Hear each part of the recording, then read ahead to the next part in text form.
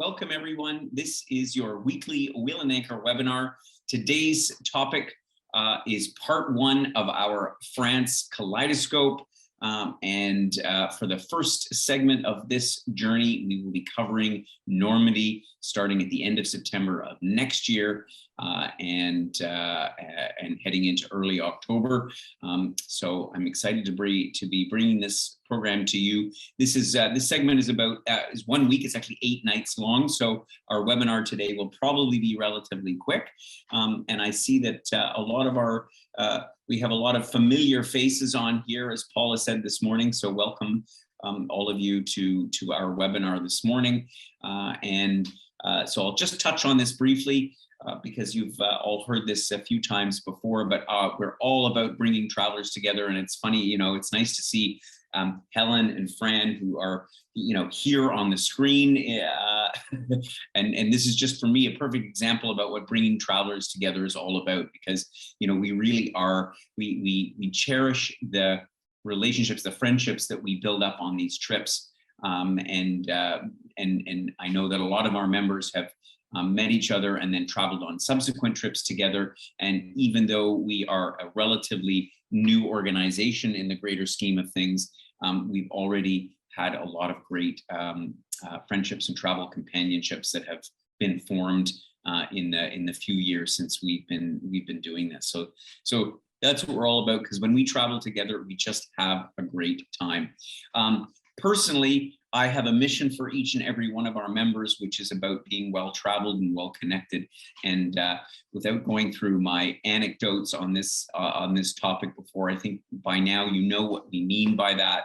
You know, well-traveled is really about having a chance to spend time and immerse yourself into the local culture and into the local traditions and so on and so forth. It's not just about the sightseeing stops and the highlights and, you know, there's the Louvre and there's the Champs-Élysées. I mean, that's great, but it's about understanding the places that we visit and the people, most importantly. And that's the connection part, is becoming connected to our fellow members and all of the wonderful people that we meet along the way. Today on our webinar, it's just Paula and me, as Joel has taken a day off on holiday, trying to squeeze in the last bit of summer. And so we are going to be taking you on this little journey through France. We are, as I said, focusing on Normandy, which is in the very northwestern portion of the country. On the coastline, you have the English Channel, so it's sort of a gateway to the UK. And you know, a lot of people come to this region from the UK on the weekend, right? They hop on the Channel, on the Eurostar, on the Channel, and can quickly be in France. And do weekend trips. Of course, for us, it's a little bit more of a journey. And that's why we're going to spend a whole week here. So today, now I just wanted, before we get into the detailed day-by-day program, I just wanted to give you some context for this, because this is part one of our Kaleidoscope program. And the idea of Kaleidoscope is that we wanted to run a trip to France, or a couple of trips to France. And, you know, in keeping with my philosophy about slower travel and having time to savor the places along the way, I thought, wow, there's so many great parts of France. And so let's take a week, 1 week in 4 distinct regions. And in this way, we can highlight a little bit about each part of France from north to south. And so from previous webinars, as you'll know, we've covered the Canal du Midi, which is in the southwestern part of France, Languedoc-Roussillon region. The last webinar we did a couple of weeks back was about Lyon and the Burgundy region, which is sort of the gastronomic capital of France, and also the gateway to the French Alps region. The next webinar that follows this in a week's time is about Provence and Côte d'Azur, so the southeastern part of France. So we're like literally covering east, west, north, south, a little bit of everything. I mean, there's so much to see in France, but this combination, I think, if you decided you wanted to do all 4, really covers all the different regions. So that's the philosophy behind it. Looking at the map, and again, you can see here roughly where Normandy is in relation to the rest of France. We will, of course, fly in to Paris for this trip and spend the first night there. Again, I like to for our members to have flexibility when they travel to the destination, in this case to France. So if you're coming from Western Canada, Eastern Canada, no matter when you arrive, we will all meet together in Paris. We'll have you picked up at Charles de Gaulle Airport, brought down at town. We'll spend the first night. We'll have a little light welcome dinner there. And then the following day all together, travel over to Normandy into the town, to the lovely town of Bayeux, where we'll spend the week. And from there, hit up some of the fascinating aspects of Normandy that I'm about to tell you about now. So that's what our journey will cover. And so let's go into it day by day. First of all, of course, as I say, we will fly into Paris. And those coming, and we have direct flights, obviously, from a number of cities in Canada, most notably Toronto and Montreal, of course. And so, but I believe that Vancouver also has direct flights into Paris.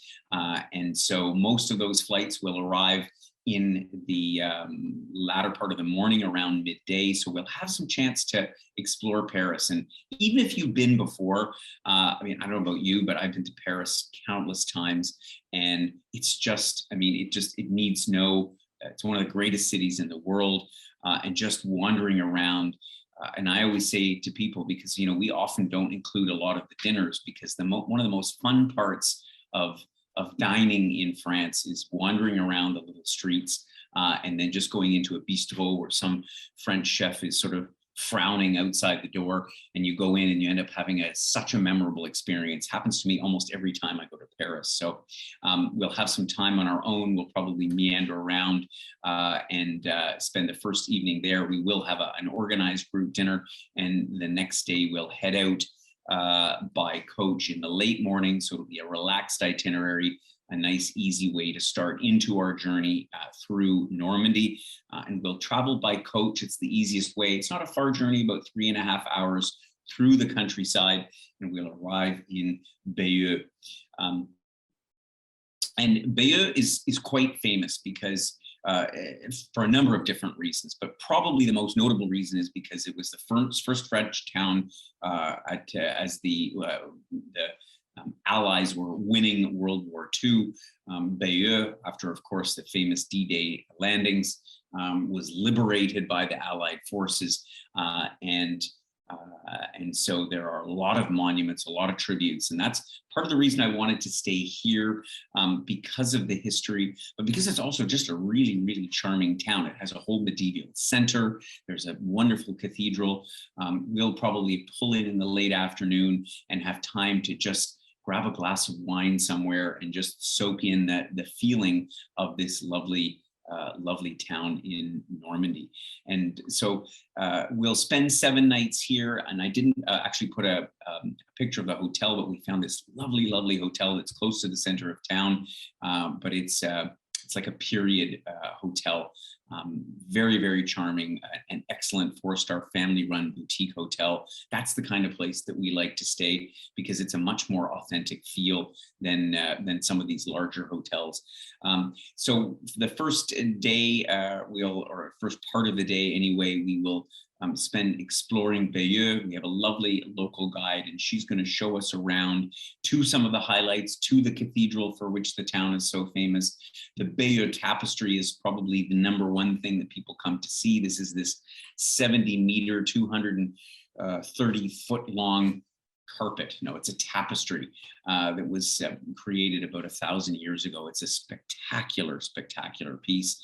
And that's really, as I say, one of the reasons that people come to Bayeux, but also, of course, for the history of the region, particularly as it pertains to World War II. Now, if you're not so much of a history buff, because I will say that this week definitely has a slant to it. So because of the significance of this region in all of the events that surrounded World War II. But there's more to it than that, because, you know, visiting the Norman towns like Bayeux, like Caen, like Camembert and Pays d'Auge, all these lovely spots, you'll find it's similar in some ways to what it's like in Paris, but it has its own special character. And so even if you're not as interested in the history, although there's so much on that front, there's a lot more to discover about Normandy. And so that's again why I wanted to stay in the town of Bayeux. After our second night there, we will head off to the town of Caen. And Caen is a city on the coast that was actually completely destroyed in the Second World War. And so the theme of this trip is the events related to World War II. In fact, we'll start off by visiting the Memorial Museum, which is a very important precursor to our next day, which is going to be visiting the landing beaches. But the castle here, which was built for William the Conqueror, who basically called this his hometown, is one of the largest walled fortifications in Europe. And so again, having nothing to do per se with the recent history, as in the last century, but you know, if you compare it to places like Carcassonne or some of these other grand medieval cities, Caen is one of those ones that has some amazing architectural features to it, and so that's again what I like about visiting places like this in Normandy, that you know may or may not be on what the first thing that comes to your mind when you're visiting here, because again, it's really all about what happened in World War II. And it's amazing what's happened to this city that was literally flattened during the bombings of World War II. So we'll spend a good half a day being taken around Caen, and then we'll have lots of time to enjoy the town on our own before heading back by train. The following day, a big day. And when you go to Juno Beach, and this is, of course, the beach on D-Day where 14,000 Canadians landed, of which 2,000 never made it home. So it's a very sobering place. I liken going here to, you know, if you've ever visited Hiroshima in Japan, or Pearl Harbor or Auschwitz, you know, it's not a pleasant experience in some sense, but the memory that it leaves behind you, the feeling of understanding the significance that these places played in world history, and here Juno Beach, because it touches so close to home. And what you'll find is when you wander around the region and in Bayeux and in the other villages that were so affected, there is an everlasting gratitude amongst the locals toward the Canadian people and the soldiers that so many of whom lost their lives in these events. So not only will we visit Juno Beach, but also Omaha Beach, which is of course where the Americans landed and basically was the event that led to you know, the Allies conquering the German forces and leading to the end of the war. So a lot of significance here, and yeah, it's more than just a beach. It's an important monument in history. So we'll spend a full day out there, and then, you know, having had that historically significant experience and a little bit of that, you know, the heaviness that goes along with it, but at the same time is so rewarding, and that's why we go travel out of our way to visit these places. We're going to have a little bit of a lighter side of Normandy, and we'll have a day off just to explore town. I'm a big believer in free time, and free time isn't just like, we'll see you later, you know, your tour leader's having a nap today. No, but we like to organize things for you to do. We also encourage you to sort of look up what great opportunities there are. You can stick around in Bayeux. You can travel to other nearby towns in Normandy. You can take an embroidery class, for example, there and learn about the amazing 11th century techniques that they still employ today. You might just go down to the Reine Mathilde Hotel and enjoy high tea at their really quite amazing confiserie, because sometimes it's just about, you know, sitting in a cafe and watching the people go by, and that's where you sort of really get the impression of culture in France, like in other places. The following day will be one of the real highlights from you know, from a monument standpoint, and this is where we'll drive down to Mont Saint-Michel. You might have seen this image before. It's one of the biggest tourist attractions in France, which means it'll probably be also relatively busy. It typically is, but it's striking. And I mean, the picture kind of says all the words for you, because Mont Saint-Michel is an island, about 250 acres, that onto which they built this medieval village, which is topped by this abbey, this Romanesque piece of architecture that is, well, as I say, the picture can describe it far better than my words can. And so it's a remarkable place to visit and to climb up. And it does there is a bit of climbing to get up the stairs to the abbey itself. But you look around, and the other fascinating thing is that this island actually is usually not even surrounded by water, because they have the highest tides in Europe in the bay surrounding it, up to 50 feet of tides. So it could be completely dry for miles and miles all around. And then when the tide comes in again, all these poor sheep are swimming. I'm just kidding. The sheep aren't actually swimming. They're on shore. But a visit to Mont Saint-Michel is, when you're anywhere near this part of France, is an absolute must do. It is an amazing, amazing monument. Every part of our trip, every part of our France Kaleidoscope program has a culinary component to it, just like every part of France has the products for which they are so well known. And on our trip out of Bayeux, we'll head down, actually a little bit back towards Paris, into the part of Normandy called Pays d'Auge. And this area is famous for cheese and for apples. So it's the apple growing headquarters, the apple growing region of France. And this is where Camembert comes from. So, I mean, we've all been familiar with Camembert. We know Camembert, we know Brie. Do we know the difference between Camembert and Brie? We'll find out all about that. And we'll try a number of different cheeses. Let's face it, cheese is pretty much synonymous with France, and Camembert is synonymous with Normandy. We'll also spend part of the day visiting an apple cider farm and a brandy distillery, because in this part of Normandy is also where Calvados comes from. And I'm curious actually how many of our members are familiar with Calvados, because we all know about French cognac, and Calvados is cognac, but instead of being made with grapes, it's made from apple cider. It's made from apples, and I personally love Calvados. I prefer it over cognac. It's a delicious digestif.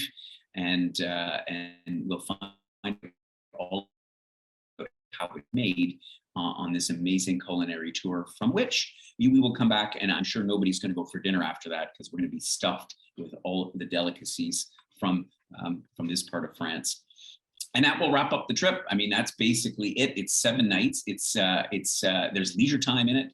Our days are not all full, but at the same time, we see some amazing sights along the way. And we will then hop on our coach, head back to Paris. And in Paris, those who are continuing on with us on the next part of our leg will head off by TGV down to Lyon. And otherwise, we'll bring you back to the airport for a flight back to Canada, or onwards to elsewhere in Europe. Because, of course, once you're in Paris, you can get anywhere and continue continue on with the trip. So let me give you just a few of the details. And the brochure went out in our newsletter last weekend. If you didn't get a copy, we'll send it to you again. The price for this segment is at $39.80 double occupancy, with the usual annoying single occupancy price that's shown on there. All the details, of course, listed in the brochure. It's pretty fully packed, as it always is. We pick you up at the airport in Paris and we bring you back there. And so you can fly in on whatever flight that you like.